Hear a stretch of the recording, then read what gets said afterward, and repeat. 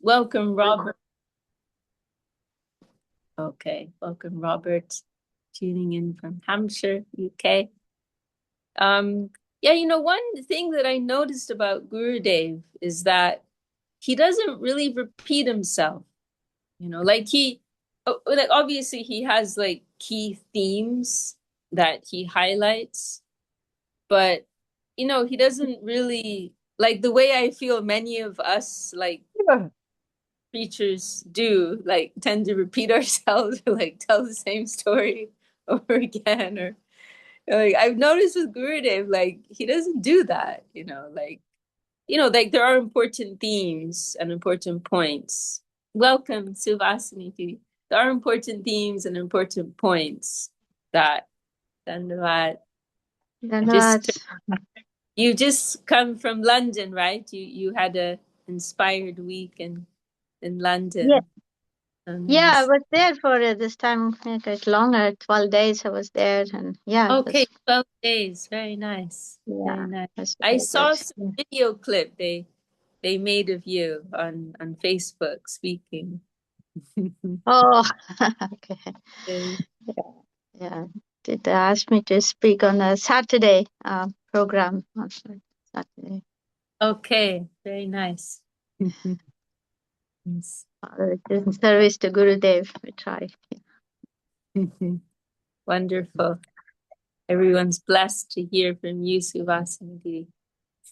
Oh, please. We are glad to hear from you. So I was just thinking to read from the Divine Servitor, this book of Gurudev's.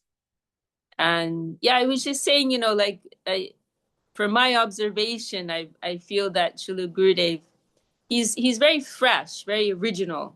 And because I was working on this biography of Gurudev for many years, and so I went through like a lot of talks, like from the early 90s, even like late 80s. There's a couple of English talks, and then up till like the 2000s. And this is one thing that I know, like there were certain things that he would say, certain points or certain analogies or stories he would tell. I which I would like really just blew my mind. I thought they were so outstanding, but then I never saw him repeat them. You know? Like I was thinking, like if that was something in my repertoire, like I'd be like squeezing that like every talk. But he was like he'd say something, and then it just feels like it's just like existing in the divine time. And when we're fortunate, we can catch it. And so all of that to say that, like I feel like it's really precious and valuable for us to go through like all of Gurudev's books. And now we have this the latest publication that came from Gurudev, right? Revealed Truth, and which is of course a wonderful book. But I feel that sometimes some of the other books we have from Gurudev get overlooked, you know. But there's so much wealth and it's unique and it's fresh.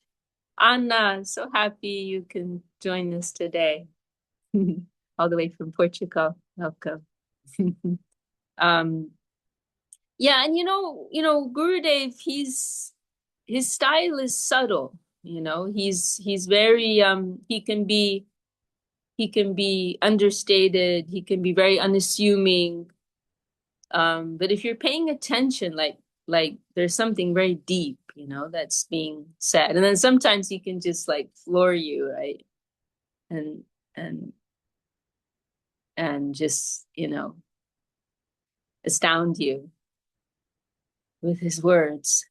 Um, so yeah, I'm just feeling this inspiration to really, and I also feel like, if we really want to maintain within our own hearts and collectively, like as a community, like maintain our foundation, it's important that we really connect with, who is Srila Govinda Maharaj, who is Srila Śrīla Maharaj, connect with their words in a direct way, so that we can remember, what is unique about our mission and why we're here, right? Because we are here, or at least I'm here, because we're connecting with these very pure souls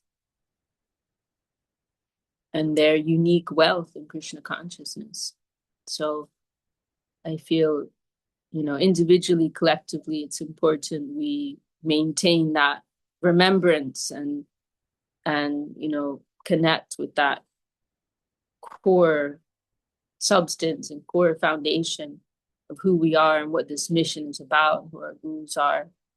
So yeah, so in line with all of that, that was my inspiration. And welcome Ananta Shesh Prabhu. We have a very nice group today.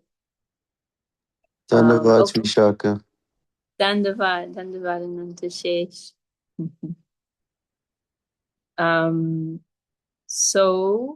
So there's a whole introductory section to this book, The Divine Servitor, which, by the way, is a beautiful book. It's simple, but it's very elegant in its presentation. And one thing, since we're talking about like what our mission is about, one thing is that Srila Śrīla Mahārāj and Srila Govinda Mahārāj, they didn't actually like images, as some of you know, of course. They didn't like images of the Lord, or Vaishnavas to be published on the front cover of books, because their style is so subtle and nuanced, and so they're thinking, if like you can have a book on your dining table, right, and someone might spill coffee on it or whatever, right, or covers can end up in all kinds of places, and so they preferred that the holy images would be printed inside of the book, just for their honor, and so some of our, of course, that instruction hasn't always been followed by our enthusiastic devotees, but I really appreciate seeing where it has been followed, and in a beautiful way, because you see like how you can actually do so much just with text. You don't have to have a shiny color image on a book for it to be attractive. But like if you look at the early books that Bhakti Siddhar Goswami Maharaj published, like Loving Search for the Lost Servant, and there were a couple others, right? It's so beautiful. It's just text, but it's done in such a tasteful, such a like stylish and elegant way, and it's so beautiful, and you realize that this style, it's so nice, actually. And so these books were also done like that, or at least the Divine Servitor and then Dignity of the Divine Servitor, those two, they're very nice the way that they've been done. So just mentioning that as a side note.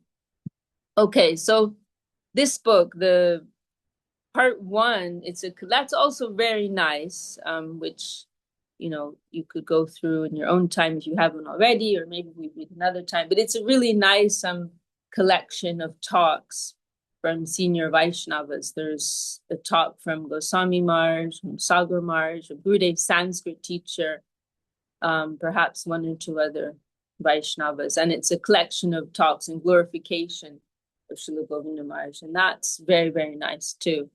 But today I think we want to just connect directly with Gurudev's words, the wellspring, the original wellspring. So this is part 2, where we're hearing from Srila Govinda Maharaj. And I think many or if not all of these, are saved as audio recordings too, because I have come across some of these as video or audio, and so those are also available. Subhasini might be able to tell us even exactly the dates and everything. Okay, so here we are. All glories to Shri Guru and Gauranga. Divine discourses by His Divine Grace Srila Bhakti Sundar Govinda Mahārāj. First discourse, the divine account.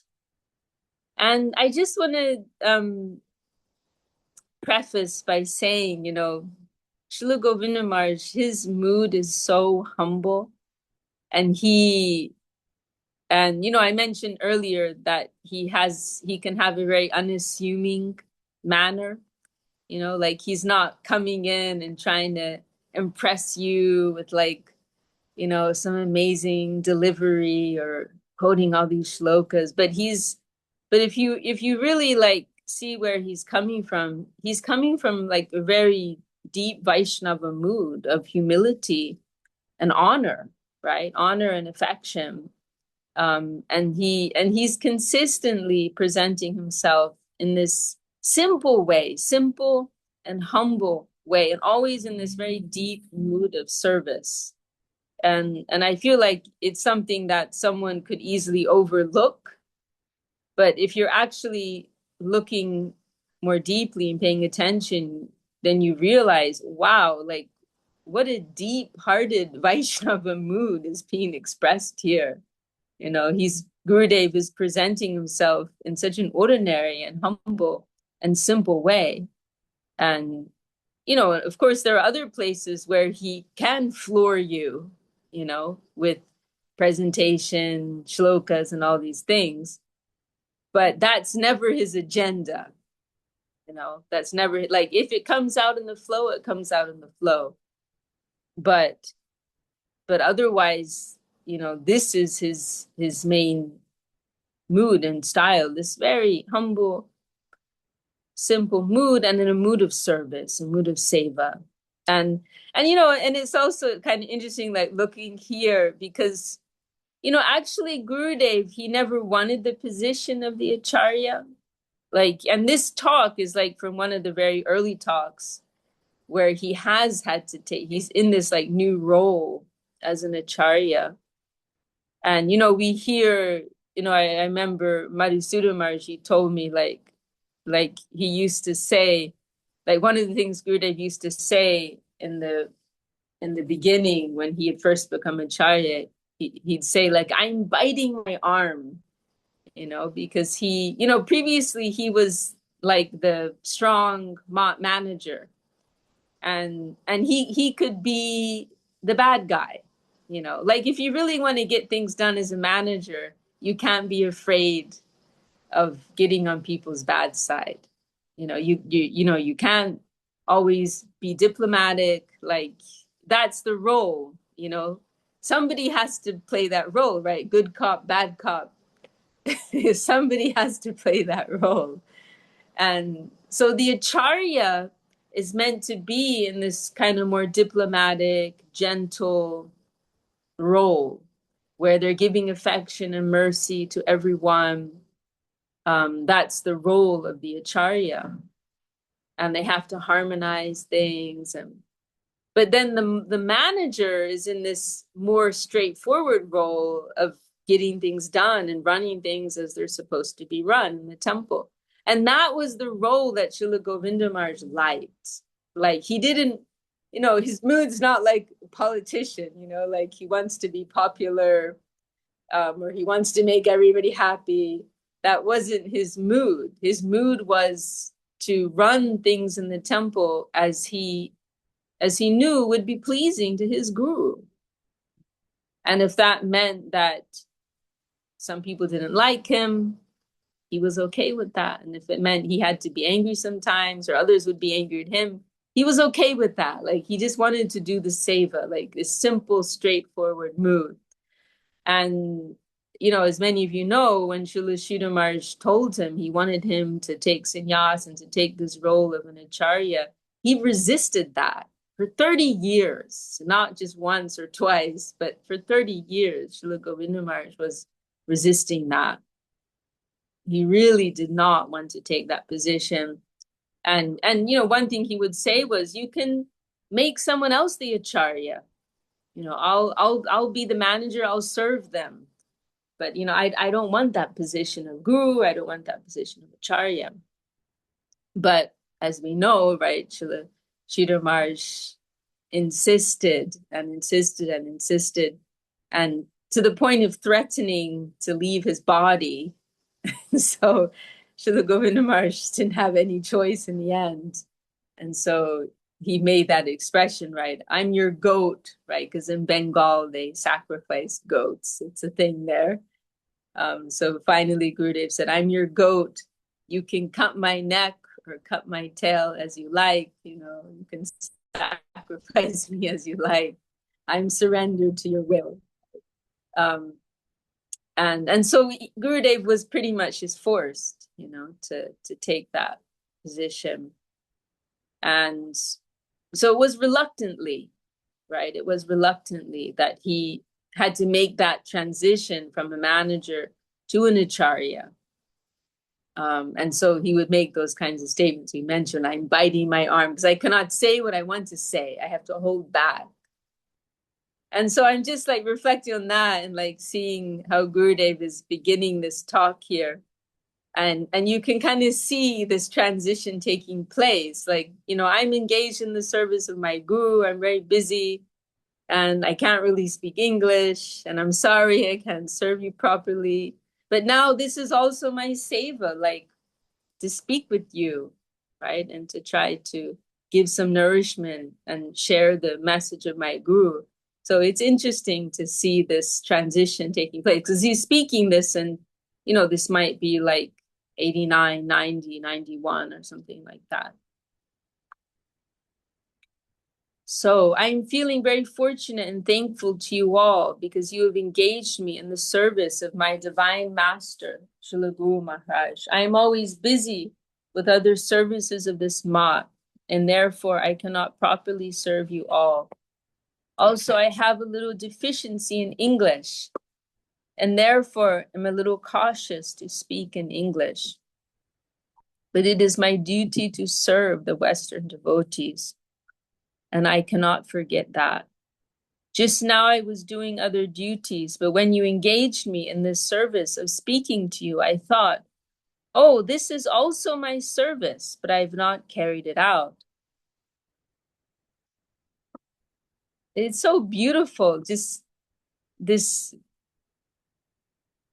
divine mood of Srila Gurudev. Like, I'm reminded of this one talk of Srila Śrīla Maharaj. It's one of the most extraordinary talks, and Devi Shish Prabhu published it in one of his Gaudiya Darshan magazines. It's called The Land of Absolute Reality. Srila Śrīla Maharaj is talking about, this divine service world where there's no room for holding ego, over others, of holding position over others, because everyone's in this mood of service. Everyone's feeling blessed by others. And he says, the teacher is feeling blessed that the students are listening to his words. And the students feel blessed to receive the instructions of their teacher. It's this divine space where everyone's blessing one another and everyone's feeling blessed by one another. And there's literally like no space for ego. There's no room for that. It doesn't hold currency. It doesn't have a currency there. Like in this world, you might say, oh, I'm a master and people are under me. That holds some currency in this world, right? But there doesn't mean anything. It has no currency. It has no value there. It's just a world of service. And so we see that mood very deeply here in Srila Govinda Maharaj, where he's in this position of, world guru, Jagat Guru. And he now has all these people, coming to submit to him. But he's not seeing things in that way. He's seeing things in the opposite way, that I'm a servitor, and I'm here to serve you, actually. And I'm serving my guru. And everything that's going on is a transaction of service. And I'm being blessed by you because you are helping me to stay engaged in the service of my guru, right? You are all servants of my guru, and I'm trying to serve you in this way. And thereby you are engaging me and blessing me. How fortunate am I? It's such a beautiful, deep Vaishnava mood. It's interesting, isn't it? Because like if you just read this in a superficial way, it sounds like very simple, right?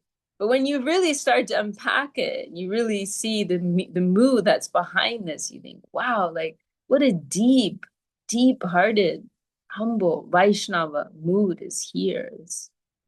It's quite profound. And he's just, absorbed in this mood of 24 hours service. Okay. So we can, in this way, I am very, oh, okay, we're going to have to do a dance here. The pages are laid out in a different way. In this way, I'm very thankful to you all because you want to engage me in my Divine Master's service. And I'm reminded here too of one well-known expression of Srila Bhaktisiddhanta Saraswati Thakur. How does Vipada Udaran Bandhugan? It means I think it was at a Vyasa Puja address of Srila Saraswati Thakur, and so many of his disciples came to honor him in his Vyasa Puja. But they're coming to worship him. But this was his statement: Vipada Udaran Bandhugan means, oh, my friends who have come to rescue me from danger. Right? He's seeing things in the inverse, in the opposite way. Not that, oh, you're coming to honor me, but oh, you are actually my friends who are saving me because you're engaging me. You're engaging me in the service of my guru, and you're saving me from drowning in the ocean of mundanity. So you are my true friends and my true savior. This is the real Vaishnava mood. So Gurudev is expressing similar mood to that here. In earlier days, my Divine Master was sitting in this chair. And we can also mention Srila Gurudev in the beginning, he would have his talks and in fact, Divya Shakti Didi, she received initiation there. There's a video of that. I'm sure some of you have seen it. In Srila Sridhar Maharaj's veranda. For some period in the beginning, Srila Govinda Maharaj was doing that, giving initiation there, and in honor of his Guru Maharaj, giving some talks there. And so that's why Gurudev is saying this, because he must be sitting in that room. This is like the outer room of Srila Sridhar Maharaj's quarters when you first enter. So Gurudev is sitting there. We have some pictures. And in fact, this one picture here, I think, this is actually in that room. Nanda Krishna Guru prepared this photo for me. This picture, oh, sorry, the camera. There's Gurudev sitting. This is such a nice photo. He's sitting there in that room. Couch there. In earlier days, my Divine Master was sitting in this chair and distributing his mercy to devotees all over the world. Devotees were coming from so far. Some came 10,000 miles, some 6,000 miles, and some 3,000 miles. Sometimes when Guru Maharaj was feeling sick, he would say, I am not feeling well. I cannot speak now. At that time, my tendency was to be very affectionate to my godbrothers, and I would request him, Mahārāj, please speak a little, at least for only 5 or 10 minutes. They have come from so far away. Please speak for 5 minutes, or even without speaking anything, just be seated there for 5 minutes. In this way, I requested him for my godbrothers. And Guru Maharaj always agreed to my request. Even if he was not feeling well, he still would come to speak something for the devotees' benefit. But when he was sitting in this chair, he was like another man, not a sick man. He would speak about Krishna consciousness with full energy and full enthusiasm. I know, and Guru Maharaj knew that sometimes he wanted to avoid the meeting, but that was not sufficient for me. Once seated in his chair, he was the worldwide missions acharya speaking. And I would be surprised that often he would speak for 2 hours. In this way, with much difficulty, Guru Maharaj tried to distribute the Krishna conception, Krishna consciousness to the devotees. So this is something that has to be remembered, right? That Srila Sridhar Maharaj gave such extraordinary Harikatha in that period in the 80s, right? In a way that he'd never done before, right? Because it was different with the Bengali devotees. They're, going about their service and, in a very surrendered mood and not asking so many questions. But then all the Westerners came and they're full of questions. And so that's provided all of these really important foundational books, which are honored by Vaishnavas all over the world in so many different missions. But we have to also remember that all largely happened because Srila Govinda Maharaj was in the background, right? Like he, pushing Srila Sridhar Maharaj.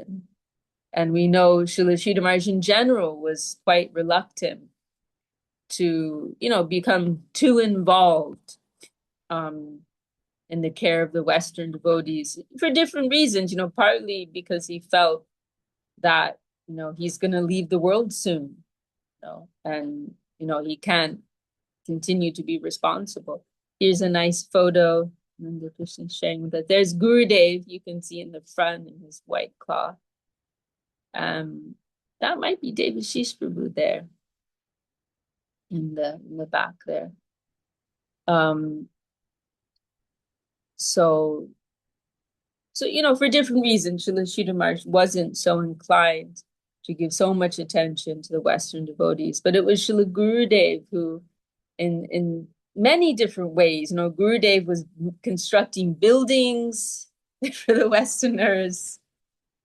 Gurudev was encouraging Srila Sridhar Maharaj to accept prasadam from the Westerners. Gurudev's encouraging Srila Sridhar Maharaj to give talks to the Westerners. Gurudev's encouraging Srila Sridhar Maharaj to give initiation to the Westerners.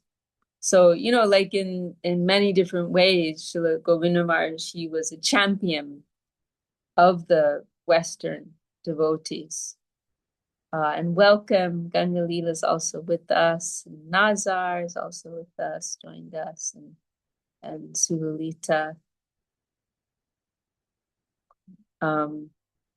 So that is something to remember, right? That it is really by the grace of Srila Govinda Maharaj that, all of this wealth could come, for our benefit. So we can go back to our reading. And then the other thing, which is just nice to point out too, is how, can you go back to the other page, Nanda? The page we're talking, yeah. And then just another thing to point out too,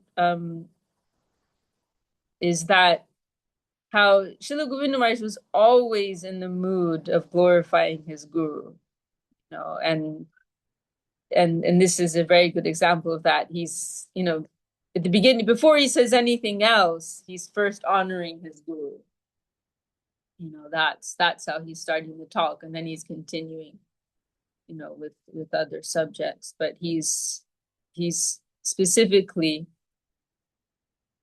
beginning in that way, and that, and I had the privilege, and others too, Devi Shakti Didi had much more time with Gurudev, and that was something, I had a little bit of time with Gurudev, and that was something that we all got to witness,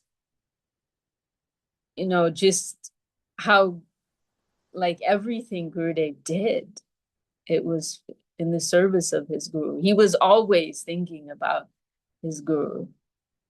He didn't have any other thought. And one thing I think of sometimes is,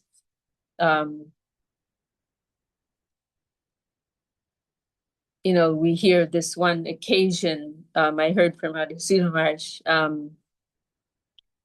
when, Guru, that was it. It was in Dum Dum Park one afternoon, and Gurudev, he mentioned, that Guru Maharaj told me not to open so many temples.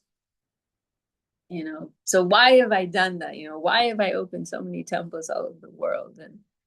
And he said, because in each of those temples, the glories of Guru Maharaj will be told, right? And the message of Guru Maharaj will be told. And so one point is that like Gurudev's devotion was so great, he was ready even to break the order of Śrīla Maharaj if it meant that he could glorify him more, right? And others could receive the mercy of Śrīla Maharaj. But then another thing, this is what really strikes me, and for me it was like kind of revolutionary to hear, like Gurudev, he didn't have this mood of like, oh, I want to save the world, I'm gonna make everyone Krishna conscious. And that wasn't exactly his focus. Indirectly it was. But his first focus, his first desire was his Guru Maharaj, right? Like for the glory of my Guru Maharaj, for others to receive the mercy of my Guru Maharaj, that's why I'm doing this, right? And I'm preaching Krishna consciousness on the order of my Guru Maharaj, like because this is my way of serving my guru, right? Like it's not like he had this ego or identity of being like a big preacher and wanting to save so many people, but it's like his, he did 24 world tours, he gave initiation to thousands of people, but it's coming from this like really simple place of love for his guru, wanting to serve his guru and spread the glories of his guru, which is quite interesting. I find that quite interesting. It's like a little different from how we tend to think about preaching. Like, it's not like it's everyone's suffering, I want to help everyone, I want to save everyone, but just this like coming from this humble and simple place. I want to please my guru. I want others to know the glories of my guru. So that is something that strikes me about that too. Okay, so we can continue. And this is also kind of tying in with what we were just saying, like there are different moods amongst the devotees, and it's not that one is better or less than the other, it's just there are different moods amongst the Vaishnavas. And ultimately it's all on the absolute platform. There are two kinds of devotees we can see in the world, those with a preaching tendency and those with bhajan tendency. One is called Goshtyanandi and other Bhajananandi. He who wants to conceal himself and chant for his own benefit, who is doing bhajan, is called Bhajananandi. In the time of Prabhupada, Srila Bhaktisiddhanta Saraswati, there were 2 or 3 devotees who were like that. One you know very well, his name is Krishnadas Babaji Mahārāj.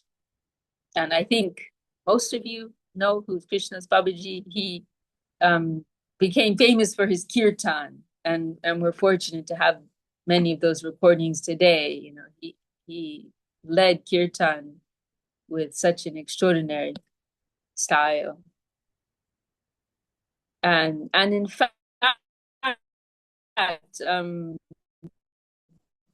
our first kirtan guide, Gaudiya Gitanjali, that Srila Gurudev published, you can find like we have scans of the original edition.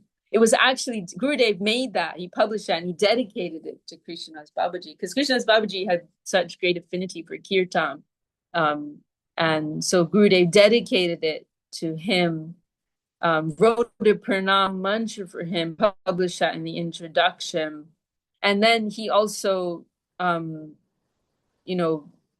included in the kirtan guide, like all the songs, the kirtans that Babaji Maharaj liked, and would sing.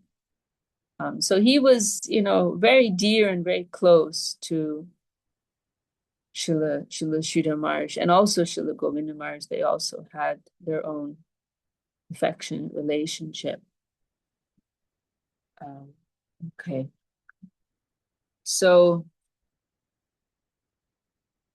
But yes, Babaji Maharaj, he had this mood of a bhajana nandi. Like he wasn't interested in preaching. He liked to stay alone and take the name. That was his mood. So Krishnadas Babaji Maharaj was a very close friend of Guru Maharaj. He was a graduate and learned, but he did not want to preach. He always wanted to do some bhajan for himself. He was in the mood of one who was self-satisfied, Atmarama, one who tastes ecstasy himself, but does not distribute it to others. But Prabhupada Bhaktisiddhanta Saraswati was not happy with his mood. And this is something that is actually like really interesting because like Krishnadas Babaji, he's like a legit Bhajananandi Vaishnava. Like he's actually qualified to do what's referred to as Nirjan Bhajan, like solitary practice. Like he's a Paramahamsa, he's an elevated, pure Vaishnava, and he's actually qualified to do this, just stay in one place and chant. It's something that many may imitate, that can be imitated, but Babaji Maharaj is like genuinely qualified to do that. But it's interesting, right, that despite that, Saraswati Thakur did not accept it. Because Saraswati Thakur has his own mood, right, and his own purpose. And we can also think that Saraswati Thakur is trying to set an example. So we could also think that, actually they have their own Leela, and Saraswati Thakur is using him as an example of what he doesn't want his disciples to do. Even though Babaji Maharaj is actually qualified to do that, still Saraswati Thakur made it known that he was not satisfied with that, and that's not what he wanted from his disciples. So it is an interesting point.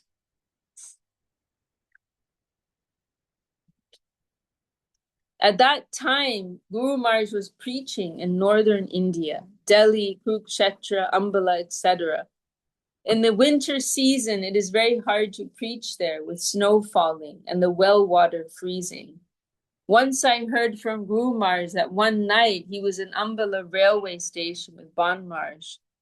They had no place to sleep, so they tried to sleep under the footbridge. But ice was falling down and it was not possible to sleep. Guru Maharaj had only one blanket and was thinking he may die because it was so cold. But he thought, if I die, it will be for Krishna consciousness, for my Guru Maharaj. Then I have no problem.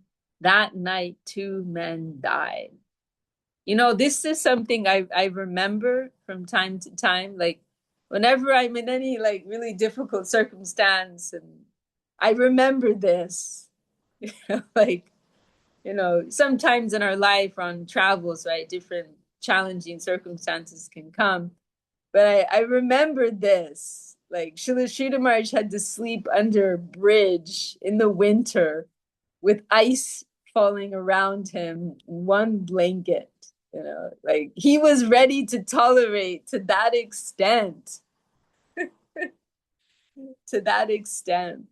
for the service of his Guru Maharaj. And so I think of that and I think, what can I complain about, Maybe it's a little hot or a little too cold or a little hungry or whatever it is, but it's an honor to be able to tolerate for the service of our Guru. And what our Param Guru Maharaj had to, what type of spirit did they have? Like it just gives us like a bit of a glimpse, right? We're just getting like a glimpse of what it would have been like to see that group and to be a part of that group in some way. Like these are all the disciples of Saraswati Thakur, and they're doing this extraordinary service, preaching Mahaprabhu's message and the mission of Saraswati Thakur.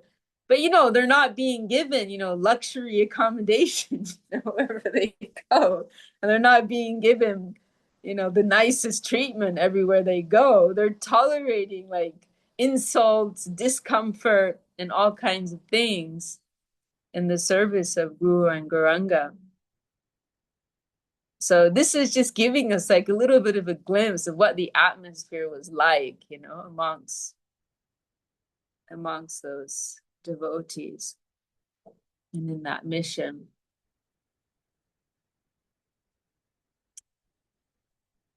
So 2 men actually died. My God. I don't know if they were part of the preaching group or others nearby, but that's how cold it was. They also had no shelter. Yeah, maybe they weren't actually part of the preaching group. They also had no shelter, but they could not tolerate.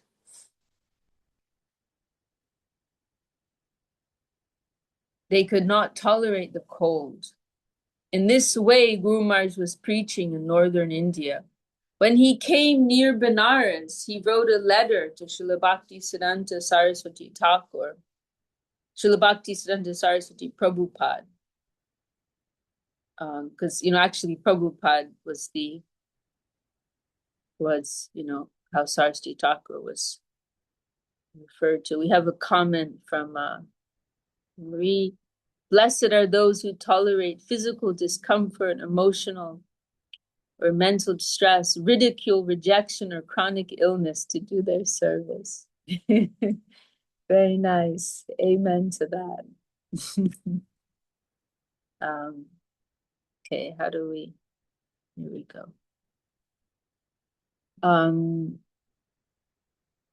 So Srila Śrīla Maharaj wrote a letter to Prabhupada Saraswati Thakur telling of Krishnadas Babaji Maharaj's affection for him. At that time, Krishnadas Babaji Maharaj's name was Swadikananda Brahmachari. That was his original initiated name. He took Babaji later. He wrote, Swadikananda Brahmachari is staying in Balihati. If you order me, I shall try to bring him for preaching. Prabhupada Saraswati Thakur was very happy with that letter and immediately replied saying, if you can bring him with you and engage him in preaching, then I must say that you are his real friend. And there he mentioned, seated in the jungle of Balihati chanting on beads is not Krishna Nushilan, the real cultivation of Krishna consciousness. Seated in the jungle of Balihati chanting on beads, right?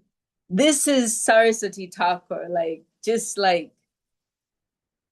cutting, right? Like no sentimentality there. Not, oh, he's chanting the holy name, but counting beads, chanting on beads, we're not interested in that. We're interested in genuine service. Like this is Saraswati Thakur, dealing with the reality, dealing with the substance. Of course, as we mentioned earlier, we have to remember, actually, Krishnadas Babaji, he is, very high level Vaishnava. But we can think this is being given as an example, right? Saraswati Thakur is using him as an example. And he also has his own mood, in Krishna consciousness that he wants to preach, he wants to spread the message. So all of these things can be accommodated within the dynamic service world of the Absolute.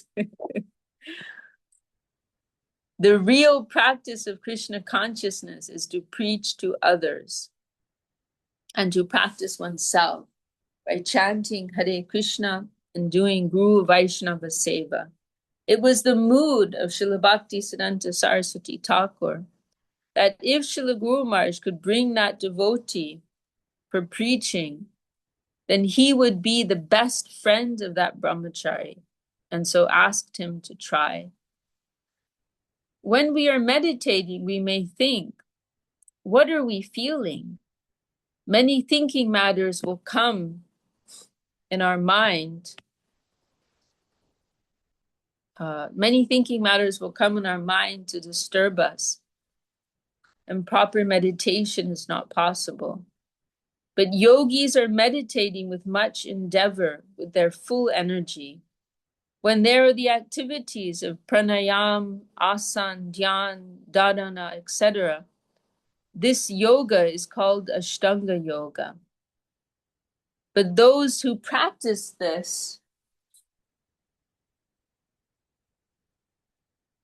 properly are achieving in their samadhi only a little feeling of Paramatma.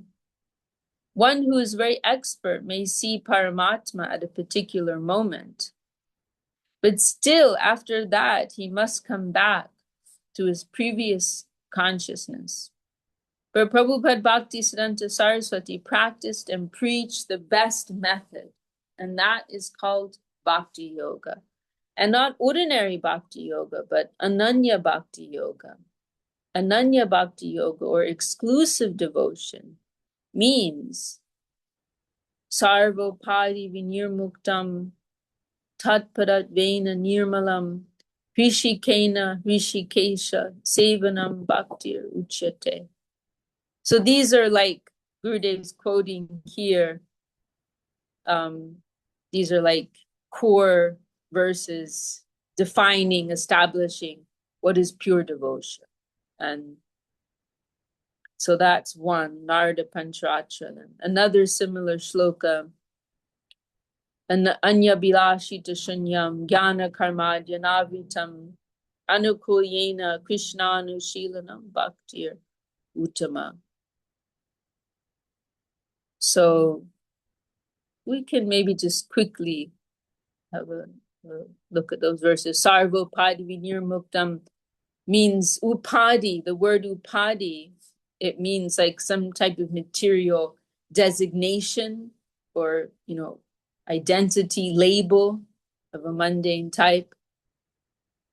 That, I'm male, female, rich, poor, I'm a teacher, I'm black, I'm white, all of these things, these are all upadis to identify. So to be free, vinirmuktam, from sarva, to be free from all upadis. It's a very pure approach to the Lord. Not that I'm coming as this person in the world and I identify with this strata of society or that strata of society, but just like naked soul coming to serve you, right? Sarvopadi vinirmuktam, tatpadatvena nirmalam. And this Srila Maharaj, he gives some very deep insight on this phrase, tatpadatvena nirmalam. Nirmal means pure, right? Today is actually, I think, Acharya Maharaj's disappearance day, isn't it? So Nirmal, right? Can offer our respects to him. So Nirmal, Gurudev gave him this name. Nirmal means pure, spotless. Mal means like a blemish, near, devoid of that. So Nirmal, so it is pure. But then it's phrased in this particular way, Tatpadatvena Nirmalam. The way Srila Maharaj explains that is that it is pure. Its purity is to be assessed according to the degree that it is in the interest of the Lord, right? So para, this referring to the Supreme Lord here, as it is pure, not by some mundane standard or ordinary standard, but as much as it is in the interest, in the Lord's interest, even if according to mundane standards it looks impure, if it's done for the sake of the Lord's service and his interest, then that is real purity. And then Rishikesha means referring to the senses, right? The Rishikena is referring to the senses. Rishikesh is the Lord, the master of the senses. So all of the senses are engaged in the service of the master of the senses, Sevanam, in the service of that Lord.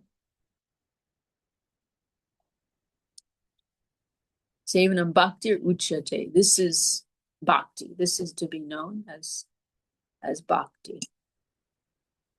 And then this one from Rupa Goswami, Anya Bilashita Shunyam, free from anything other, right, than the Lord and the Lord's interest. Anya literally just means like other. So this Anya Bilash, it tends to refer to like whimsical, mundane desires. Shunyam, free from that. It is devoid of that. Jnana karma dhyanavritam, and also free from the coverings of jnana and karma, the tendencies for liberation, for renunciation, free from that tendency, and then also the tendency of karma, wanting to gain something in this world. So free from those tendencies also. And anukulyena is favorable to the Lord also, pleasing to the Lord. Krishnanushilanam bhaktir uttama, right? Cultivated for the satisfaction of Krishna. This is bhaktir uttama. This is the highest type of devotion. So these are two very important verses. This is very wholesome advice. And Srila Bhaktisiddhanta Saraswati Prabhupada gave a translation in Bengali poetry form. With all your energy, all your senses, and all your activities, engage yourself 24 hours a day for the service of the Lord. That is real bhakti, and there is no faults that will come to attack you. The conditioned soul has faults, no doubt, but Krishna takes everything in his own account. So the conditioned soul's account is empty. There is no fault counting. Therefore, no problem comes to the real devotee. He is not doing anything for himself. He is not eating for himself. He is not sleeping for himself. He is not doing anything for himself. He does everything for his divine master, for his divine Lord. So what fault can he have? Maybe a very qualified person can do many things, but they are always plus minus accountable. Srimad Bhagavatam says, Yas yasti bhaktir bhagavatya kinchana sarver gunais tatra samasate sura haravya bhaktasya kuto mahadguna manoratena sati tavato bahi. All kinds of qualifications grace a devotee, and the Shastra sees no defect in him. So the foundation, right? Someone in the world may have so many good qualities, bad qualities, but it all has a material, mundane foundation. Its basis is not substantial. It is based on temporary things of temporary value. But the devotee, although you may see, oh, this is good, this is bad, or this fault is there, because the foundation is on an eternal platform, on a pure platform in service to the Lord, it is all good. There cannot be any bad.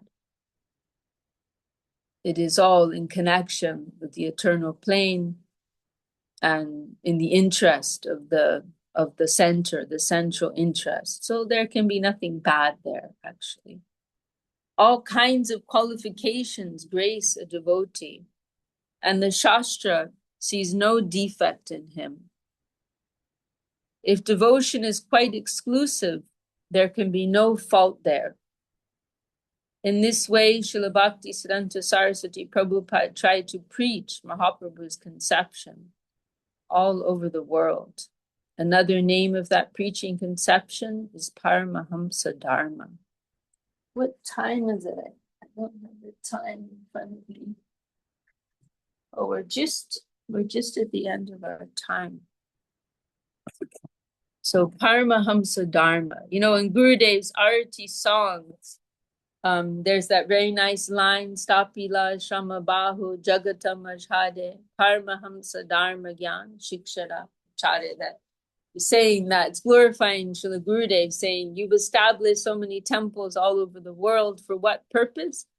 Of teaching this Paramahamsa Dharma. So this is at the heart of our practice, our daily practicing life, right? That we are trying to extract what is the essence, what is the substance, what is the spiritual connection in any situation that we are in any encounter that we're having.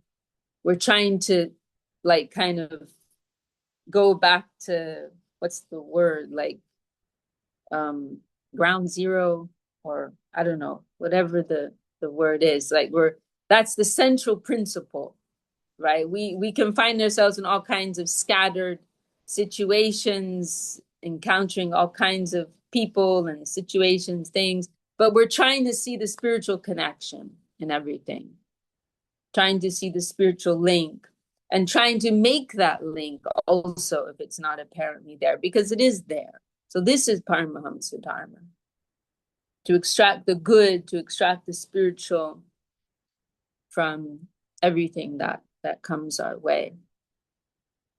So maybe this is a good place to stop for today. And I'm so happy that we could go through this.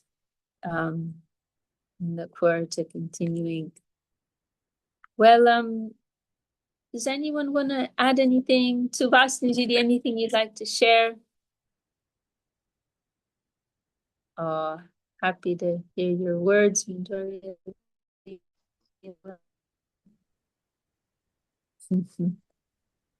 That is very beautiful.